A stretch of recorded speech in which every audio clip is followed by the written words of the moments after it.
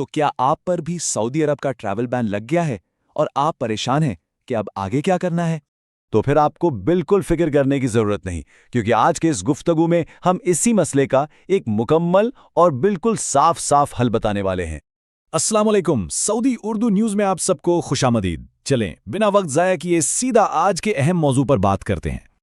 अच्छा, आगे बढ़ने से पहले एक छोटी सी गुजारिश।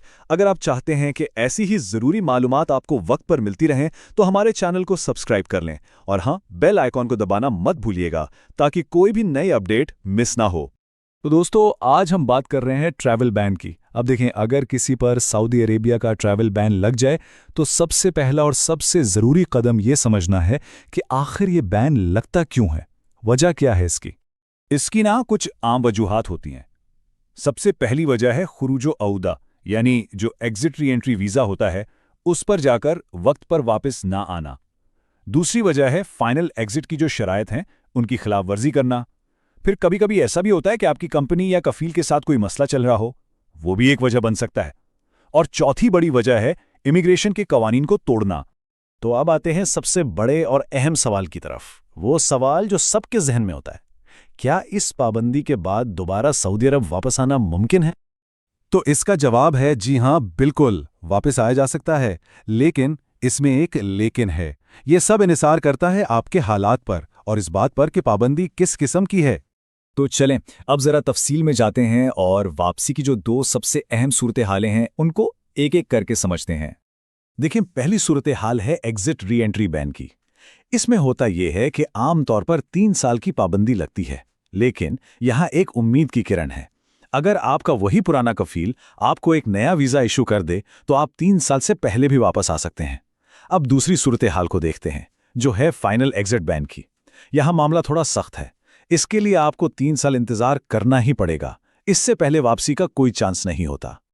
अच्छा, अब एक बहुत ही अहम बात, और मैं चाहूंगा कि आप इसे बहुत गौर से सुनें। यह है उन खतरनाक अफवाहों और घुपलों के बारे में जिनसे बचना आपके लिए बेहद जरूरी है। आपने भी अक्सर सुना होगा, लोग कहते हैं कि अरे फिक्र की क्या बात है, फलां एजेंट है, वो पैसे लेकर फौरन नया वीज़ा लगवा देगा और पाबंदी भी खत्म करवा देगा। सुने, ये एक इंतहाई खतरनाक बात है और इस जाल में बिल्कुल नहीं फंसना। एक बात हमेशा याद रखें, इमिग्रेशन के सिस्टम में आपका एक एक दिन का रिकॉर्ड मौजूद है। अगर आपने ऐसी कोई कोशिश की तो होगा क्या, आपको सीधा एयरपोर्ट से ही वापस भेज दिया जाएगा। उल्टा आप पर पहले से भी ज्यादा लंबी और सख्त पाबंदी लग सकती है, और सबसे बुरा ये कि आपको हमेशा के लिए डिपोर्ट भी किया जा सकता है। और इसी धोखे से जुड़ी हुई एक और बहुत बड़ी गलतफहमी है आज़ाद वीज़ा की। ये बात जहन में बैठा लें कि आज़ाद वीज़ा नाम की कोई कानूनी चीज़ होती ही नहीं है। ये सिर्फ मार्केट का बनाया हुआ एक लफ्ज़ है, एक धोखा है। असल हकीकत तो ये है कि सऊदी अरब का हर एक वीज़ा कानूनी तौर पर किसी न किसी कफील के साथ जुड़ा होता है।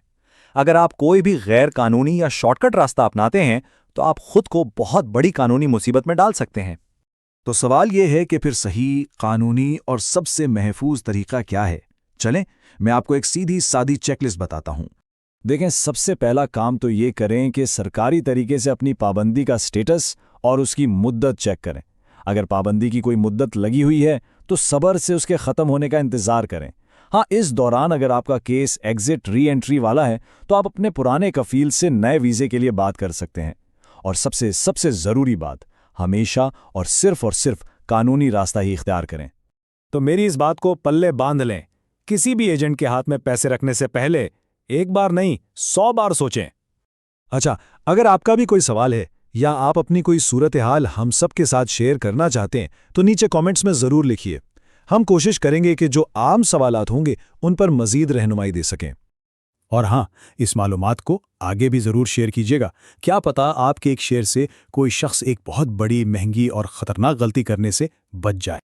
आखिर में बस यही कहूँगा कि याद रखिए, क़वानीन को समझना और उन पर चलना यही कामयाब वापसी का वाहिद और महफूज रास्ता है। तो बाखबर रहिए और महफूज रहिए। अल्लाह हाफ़िज़।